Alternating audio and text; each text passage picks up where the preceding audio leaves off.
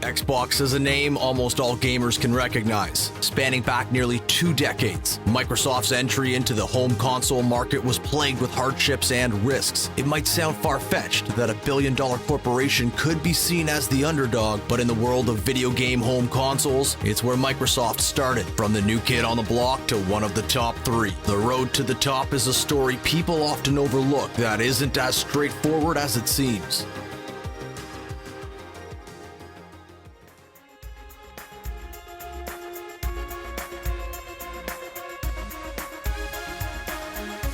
Before we can begin to talk about the first system that started it all, let's talk about the man who made it all possible, Seamus Blackley. Inspired by memories of playing his Atari 2600 when he was a kid, Seamus wanted to write his own games. Seamus' first attempt at a full game, Trespasser, happened in 1998, and it did not go over well. In fact, it was so bad that Seamus came close to throwing in the towel then and there. Afterwards, he found himself working for Microsoft as a program manager to try and get away from games. However, in 1999, the PlayStation 2 was announced. This new system that some said threatened to kill PC graphics put a fire in Seamus. He thought that if anyone were to go toe-to-toe with Sony, it would be Microsoft. So after a bolt of inspiration hit Seamus during a business flight, he called up his friend and DirectX developer Kevin Backus, and the two got to work. They soon approached the game coordinator at Microsoft with an idea, and they jumped on it almost immediately. The idea behind the Xbox was that it had all the business and know-how of a console, but had the PC power and history of Microsoft, a combination the company would take full advantage of with future consoles. Originally named the DirectX Box, the team began to work on it almost as much as their day jobs. Soon, word began to spread, and before anyone knew it, they were talking with the head honcho himself, Bill Gates. He was taken with the idea from the start. He loved the idea of having a device that had the power of the Microsoft OS and was focused on a single task, which was playing games. After that meeting, Bill signed and sent out a memo to the rest of the company supporting the Xbox. In 1999, a team was assembled and work on the Xbox began. Some members on the team began to meet with other game publishers and developers, and the reaction and support was promising. Then Bill Gates made a stunning ultimatum during a meeting on Valentine's Day in 2000. Microsoft was going to announce the Xbox at GDC or they were going to cancel the project. At the time, it was a very tall order. In March of that same year, Bill Gates took the stage at the Game Developers Conference to confirm everyone's suspicions. Microsoft was going into game consoles with the simple tagline, "The future of console gaming." With both heads of Microsoft behind this project and the announcement made, there was no turning back, and the road to the Xbox began.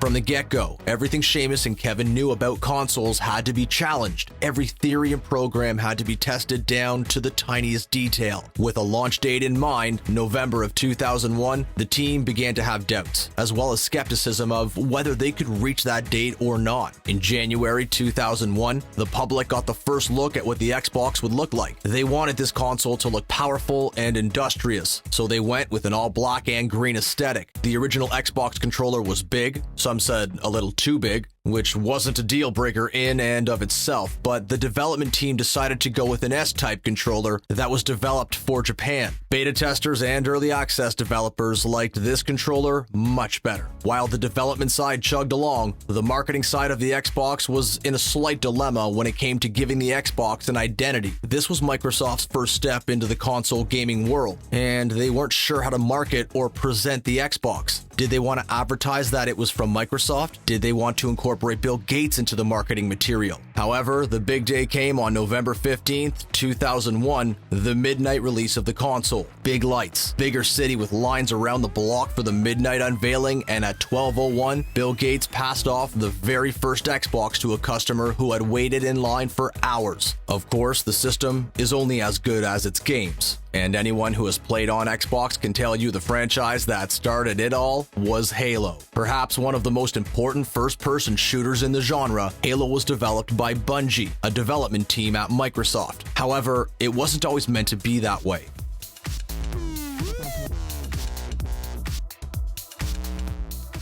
The development team for Halo originally wanted this game to be a real-time strategy game for the Mac and Windows systems. However, Microsoft soon bought Bungie and developed Halo Combat Evolved as a launch title for the Xbox. Halo was the perfect vehicle to test the graphical capabilities of the Xbox at the time, and would go on to make a sequel that is still beloved by millions, Halo 2. In addition to being Microsoft's flagship IP, Halo and Halo 2 would help launch one of Microsoft's greatest contributions to online gaming, Xbox Live. It was a goal for the team to bring online gaming into the console world, and while it may not have been the first home console to do so, the Xbox brought it to the mainstream. The Xbox solidified its place in history and marked a turning point for American companies providing gaming systems, something that hasn't been done since the Atari Jaguar. However, Microsoft was far from done with games and consoles, and after the massive success of the Xbox, the team was hard at work developing the Xbox 2.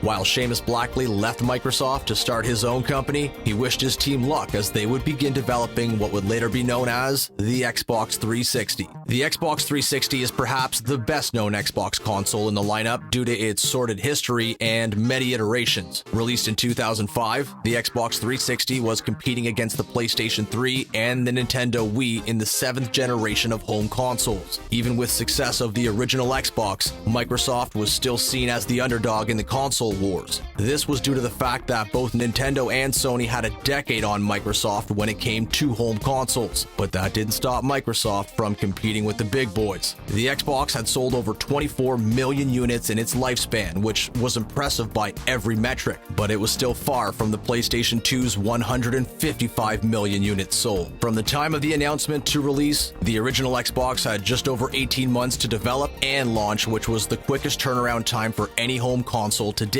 In 2002, when the Xbox was in its heyday of high sales, Project Xenon was already being developed in Microsoft headquarters. Project Xenon would better be known as the Xbox 360 we all know today. Xbox, at launch, was focused on the US and didn't make it far internationally, even though it would be released in other countries in the following years since the 2001 release. For example, in Japan, the original Xbox was seen as a little intimidating. It was big, industrial looking, and had an aesthetic that didn't appeal to them as well as other systems at the time. In Europe, the big black and green box was not as interesting to the consumer. This was one of the Xbox 360's first goals, to be a more international product that gamers from around the world could enjoy. The team were tasked with trying to handle the Japanese and European markets and trying to appeal to an international audience while still maintaining that hardcore audience. While the Xbox mission was to bring Microsoft into the gaming world, the Xbox 360's goal was to go big and go broad. In addition to the broader appeal initiative, Microsoft wanted Xbox 360 to come out first among all the other next-gen consoles. The team set their sights on a 2005 release. Of course, even with a lofty 2005 release date, the team still wanted to push the boundaries of home consoles by making a few features standard. These features included HD graphics, 5.1 surround sound audio, games that looked great in a 16:9 aspect ratio, and more. The push to HD was strong on all fronts, not just on Microsoft. In order to facilitate this demand, they needed 512 megabytes of memory, which was an almost unheard of amount of memory at the time, and provided enough power to give the players that true next-gen feeling. During production, the Xbox 360's processors had such an amazing output, it was 80 times better than the original Xbox. Something that Microsoft strived to improve was their relationships with third-party developers like EA, THQ, and Activision, which made the Xbox the preferred console for a lot of exclusives. The development of a new system meant a new look and feel. The original Xbox was a big black box. The new system needed to be more appealing, sleeker, and a bit cleaned up. The flaws of the Xbox from a marketing appeal standpoint was that it was heavy and didn't appeal to anyone except Americans and a small European market. The original Xbox didn't do well in Asia by any stretch of the imagination, but that perhaps also had to do with the fact that they were competing heavily with Sony in the Japanese market. Microsoft had made a slew of prototype designs for the Xbox 360. One prototype from Japan showcased a pillowy design on the panels with a handle similar to the GameCube, but this was deemed to be very impractical. After deliberating between two conflicting design philosophies and trying to balance power and aesthetic, the end result was the hourglass white box we now know as the Xbox 360.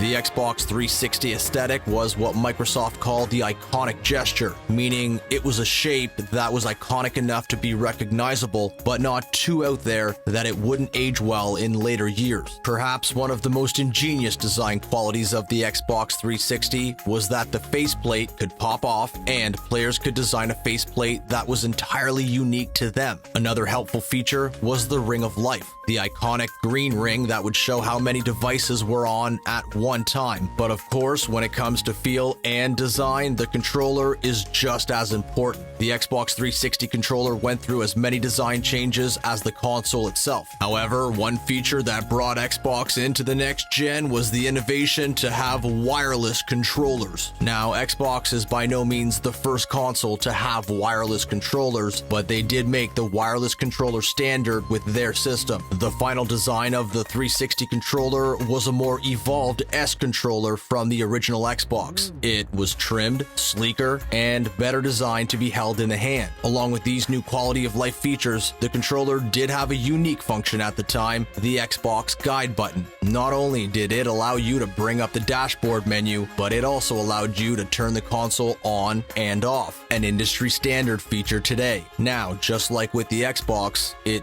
doesn't matter how well the console runs or how it looks or how well the controller felt in your hands, everyone wants to know about the games. The launch of the Xbox 360 had no shortage of titles from the top developers and publishers, with games like Quake, Call of Duty 2, Perfect Dark Zero, and many more. It's at this time that we begin to see this system turn into an all-in-one media center, along with improvements to Xbox Live. The 360 brought on the marketplace, where players could download new avatars, DLC, and other goodies. Another unique approach Microsoft tried with the launch of the 360 was to release two versions of the console, the full 360 and the core system. The core system had all the items and things the average gamer needed in order to play with no restrictions on games or hardware. However, the full 360 version came with the accessories needed in order to take your game to the next level, which was for the more hardcore gamer.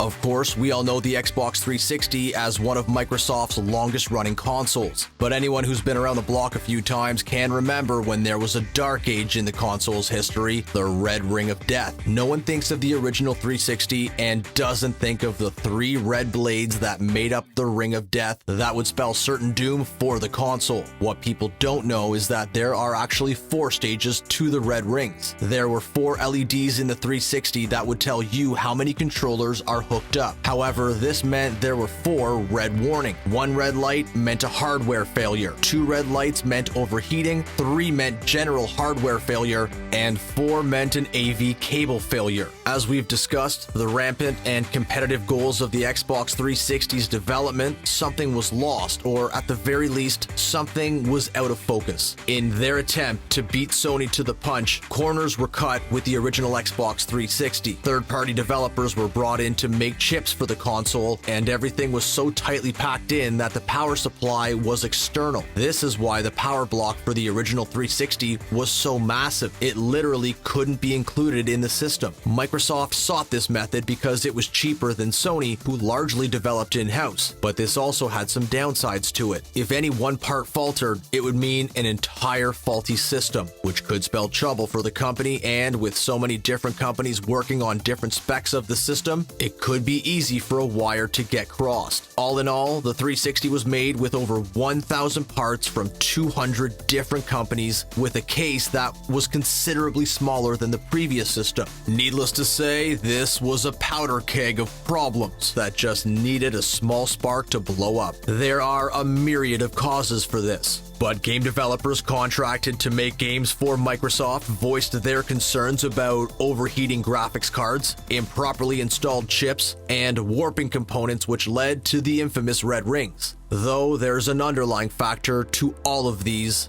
heat. With all of the components packed together, the console was overheating way too fast and far too often. Microsoft's answer to the growing number of red rings was to extend the warranty on all previously sold consoles. Players simply had to send in their red-ringed consoles and Microsoft tech support would attempt to fix the issue. However, this was like putting a band-aid on a severed arm, as many players received consoles that still red ring. The only solution was a new console, and fast.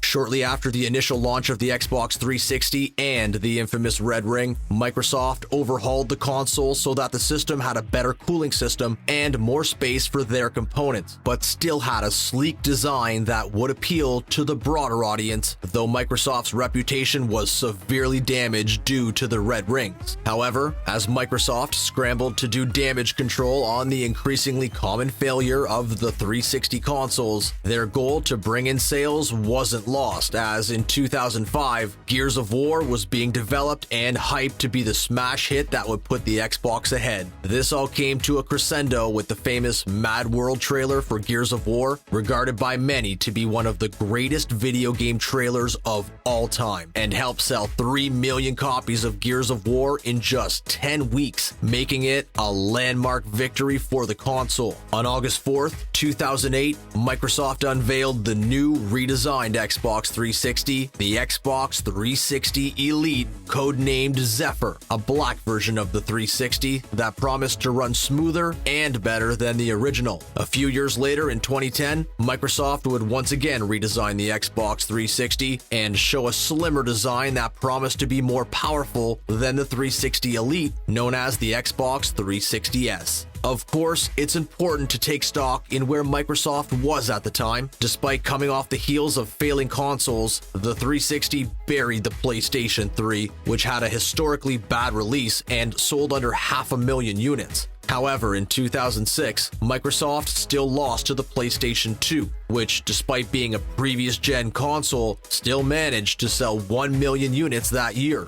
Despite only making 2 consoles and being in the industry of home consoles for 6 years, Microsoft was sitting with the cool kids of Nintendo and Sony, who both had at least a decade more experience. Of course, while consumers and players alike responded positively to the Xbox 360, there was one bad habit that Microsoft picked up along the way: motion controls. Coming off of the immense success of the Nintendo Wii, both Sony and Microsoft wanted in on the action of motion controls. For Microsoft, it was the Kinect, a mounted camera that would pick up a player's movements and follow them with certain games. This peripheral would come standard for the 360S. Always looking ahead, Microsoft took what it learned along the way and in 2013 unveiled their plans for the Xbox One, their next generation console that would compete with the PlayStation 4, which was announced earlier that year. Initial rumors and press releases spoke about how the system required a 24/7 internet connection. In addition, there were fears that players could no longer share games or buy used games to play on their consoles, as the system wouldn't allow users to share games that they had bought. This was mocked by Sony in a now famous video where Sony execs demonstrated how you can share games on the PlayStation 4. The video simply had one exec passing a game to another, and it was that simple. Microsoft took the Xbox One to E3 and made their presentation before Sony, announcing a $500 price tag. Sony followed up by announcing that the PlayStation 4 didn't require an online connection and that it would retail at a full $100 cheaper than the Xbox One. Truly, it was a 1-2 knockout punch, but Microsoft wouldn't take that lying down. Later, Microsoft would take back the claim that the Xbox One would require an online connection in an attempt to please fans who were worried about the system always being on and having to always be connected. Additionally, they also reworked how used games would operate on the system, saying nothing would change and used games could be played on systems just like with the 360. While the battle between Sony and Microsoft was ever constant and at times a struggle, the Xbox One did bring out some innovative features. All of the first-party developed games for Xbox were cross-platform, which meant that players on Xbox One could play with PC friends and vice versa. Years later, just like with the 360, Microsoft announced a slimmer, more powerful version of the Xbox One, the Xbox One X. There have been rumors that a new console is just over the horizon, but there has been no official word yet on what it could be. We'll just have to wait and see.